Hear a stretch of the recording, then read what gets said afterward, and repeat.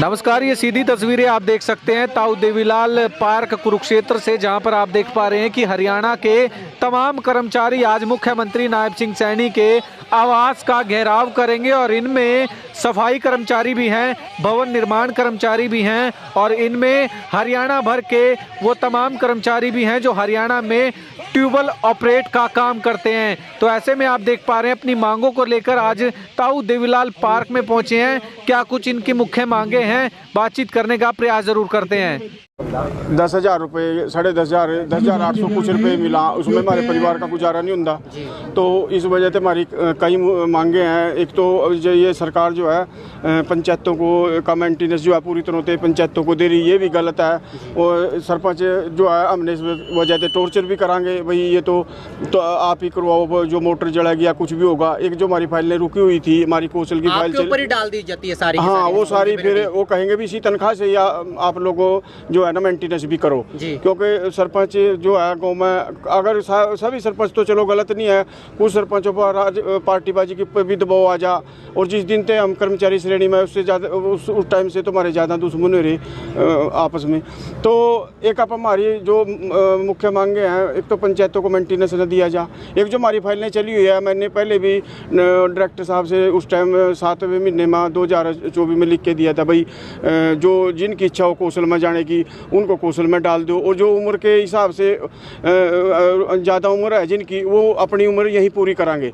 ऐसा तो नहीं है भी उनको निकाल दें, क्योंकि जो जिनकी उम्र 58-57 साल की है, अगर उन्हें निकालेंगे तो उन्हें 500-500, 1000 में उस टाइम 12 चलाए हैं और यूनियन के साथ उन्होंने 10 साल से संघर्ष भी कराया है। अब कुछ उन्होंने चूल्हा जलाने के लिए जो 10 रुपये मिलेंगे तो निकालना ठीक नहीं है। उनके लिए भी भाई यहीं से जो कौशल में जाना चाहे वो कौशल में जाओ, जो यहाँ रहना चाहे वो अपनी 65 साल की उम्र यहीं पूरे करो। मैं आपकी बात रोकना चाहूंगा, मेंटेनेंस का पैसा जो है पहले भी पब्लिक हेल्थ के द्वारा किया जाता है। पब्लिक हेल्थ के द्वारा जो है मतलब बिल्कुल संतोषजनक, जो सभी गांव में जो है अगर एक फ़ोन कर दिया भी इस टाइम मोटर जल गई तो तुरंत आने का वो के लिए समाधान करा, क्योंकि उन्होंने पता है भाई पानी तो जो है गाँव में डेली रोज जरूरी है, तो वो साथ के साथ ही करते हैं। तो इससे पहले भी कोई आवाज़ उठाई है आपने इस मामले में? कभी की नहीं, सरकार ने जो है ये निर्णय अभी सुनने में है, अभी एक 12 तक तो दे दिया, आगे भी और मेंटेनेंस भी देगी।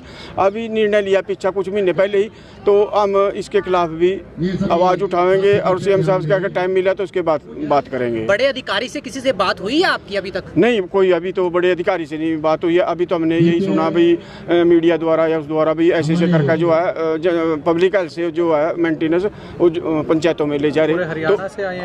हाँ, पूरे हरियाणा से सभी ट्यूबवेल ऑपरेटर जो है पूरे हरियाणा से। यहाँ कहाँ से आए हैं आप? मैं यमुनानगर से। यमुनानगर से आए हैं। और भी बहुत सारे लोग यहाँ पे आप देख सकते हैं। तो आप देख सकते हैं और भी तमाम लोग यहाँ पर मौजूद हैं। चाहेंगे आज यहाँ पे पहुँचे हैं सीएम आवास का घेराव करने के लिए। देखिए सर, सभी जलकर्मी भाइयों को नमस्कार। और यहाँ पे मौजूद सभी जलकर्मी भाई जो है अपने संघर्ष के लिए इकट्ठा हुए हैं। इन लोगों का जो है परिवार पालन पोषण नहीं होता है, 10,400 कुछ रुपये मिलते हैं इनको।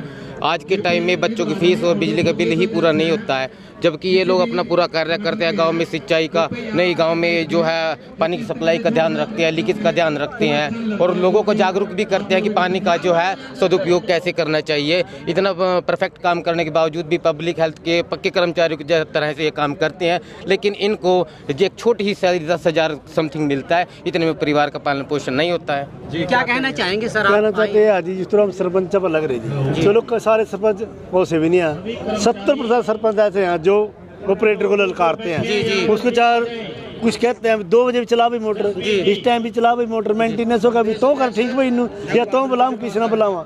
मैं यहाँ फोन करा का सरपंच बाजो, सरपंच बाज आज मार तो पैसे नहीं आते कहा। तो इस तरह की बात आ गई। 10,000 रुपया दे जिन्हें, उस 10,000 में क्या हुआ जिस महंगाई के अंदर? जी बिल्कुल। कोई कर्मचारी बना रखे हमने कि मनु वे दिहाड़ी पर करके जी ना। सरपंच के खिलाफ भी कोई आपने कुछ करवाया है अभी तक? देखो जी, ऐसा है हम नहीं कर सकते जी। जी, क्या कहेंगे आज देवीलाल पार्क में आज सफाई? सबसे पहले तो मैं आपके चैनल का यहाँ पर पहुँचने पर धन्यवाद करता हूँ, जो एक कर्मचारियों की आवाज़ को सरकार के कानों तक, गूंगी बारी सरकार के कानों तक पहुँचाने का काम कर रहे हैं। तो साथ ये हम बताना चाहते हैं कि हमें लगभग लगे हुए 18 साल हो चुके हैं हम अब तक पक्के हो जाना चाहिए थे, पक्के नहीं तो कम से कम अब तक कर्मचारी का दर्जा दिया जाना चाहिए था। लेकिन इस सरकार ने दर्जा तो छोड़ो परे, अभी 24 नवंबर 2024 को एकलव्य स्टेडियम जींद के अंदर एक महर्षि वाल्मीकि जयंती मनाने का कार्य किया था हमारे मुख्यमंत्री श्री नायब सिंह सैनी जी ने। तो उसने वहाँ पर सफाई कर्मचारियों की जिनकी 16,000 रुपये सैलरी थी और 17 थी, उनकी 26 और 27,000 का घोषणा की थी उनको। लेकिन बड़े अफसोस की बात है 4 महीने इस बात को बीत चुके हैं, अभी तक ये अपने वादे पर पूरे नहीं उतर रही। कम से कम वो कहा जाता है कि जहाँ पंच होते हैं वहाँ पर परमेश्वर होता है, लेकिन पंच परमेश्वर तो छोड़ो परे, वहाँ पर वाल्मीकि जी की प्रतिमा के सामने उन्होंने ये संकल्प लिया था कि हम सफाई कर्मचारियों को 26,000 रुपये लागू करेंगे। लेकिन अभी तक 4 महीने बीत चुके, ना कोई लेटर ना कोई इसका वेतनमान का भुगतान किया गया। तो कर्मचारियों में बहुत तकड़ा रोष है और इसके लिए हम प्रदर्शन करते रहेंगे। और आज इसी विषय में हम सीएम हाउस कुरुक्षेत्र में अपना मांगों को लेकर ज्ञापन देने पहुंचे हैं।